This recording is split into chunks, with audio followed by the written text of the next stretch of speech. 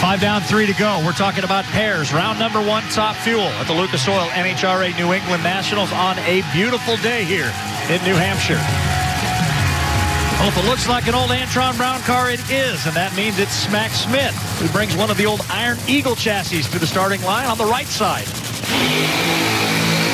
He's set to take on Tony Schumacher, who started number 1 at Topeka, with the second quickest run in Top Fuel history. Man who's also got a couple of wins here, 2014 and in 2015. Let's go back down to the starting line. Jamie.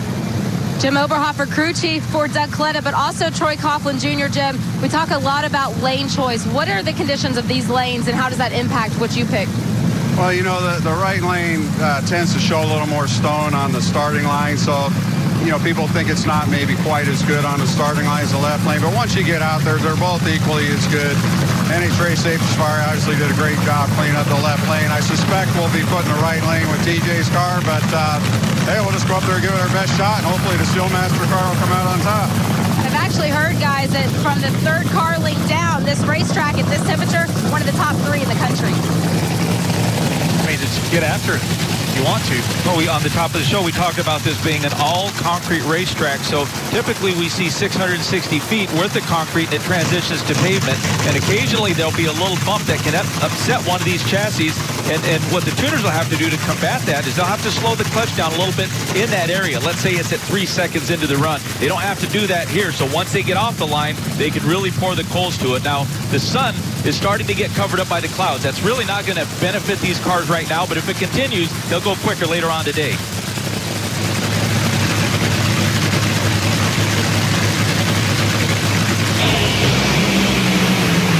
Second off the line, but guess what? Smax Smith, the Manchester, England-born racer that now calls Canada home, has just pulled the upset against Tony Schumacher. The Don, along with the rest of us, are stunned. The one thing you can't do, this Army team, you have to come to the starting line. They saved their best 2 runs for Saturday.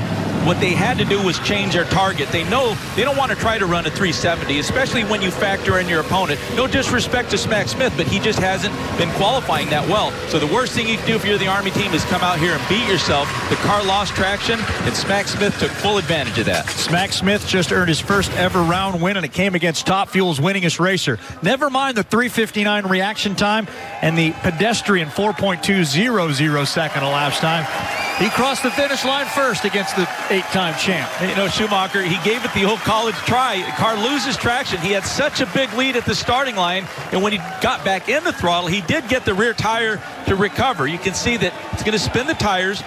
Tires are going to get hot enough. They're going to pour white smoke off. He gets back into the throttle, out of the throttle, and he's going to roll back into it like the veteran driver that he is. He's not going to floor it, otherwise it'll shock the tire. But he had a lot of cylinders. This is a V8. It was probably only running on 6 cylinders, not enough to catch Smax. And look at the Bob and Gary Leverage racing team on the starting line. Good news, you won the round. Want even better news? That round win rewards you with a turnaround. Get after it, boys. So that'll bring us now to Sean Langdon, the Global Electronics Technology car. Langdon set to take on the international man of Nitro, Dom Lagana. And while they begin the backup, let's go to our Advanced Auto Parts advancing to the next round interview as Bruno Massel's caught up with Smax. Well, for the first time ever, Smax Smith, you got a Top Fuel round victory, and you did it against the winningest driver in all of Top Fuel. I cannot believe this, man. Like, I've been doing this for 43 years. I was a European champion. I left England to move to Canada to come and race in America, chasing the American dream. I'm not used to hats, but I love mellow yellow. But, oh, my God, I can't even begin to thank my crew. I mean, Gary and Bob Leverage, they put the faith in me. I've been driving for them for 10 years, and then all the guys have all pulled that all stop. We work as hard as anybody else does. This is our first round win. I mean, we've probably, in 10 years, I've probably done so many passes and probably done like half a dozen where we've gone down on 8 cylinders. It's just that hard to do. So now living the dream, winning a round, oh my God, that's the next thing in my career. Like I said, I was the third person in Europe to break 200 mile an hour back in 2003. I was the first rookie in Europe ever to win a top fuel championship. And like all these little things just keep me going.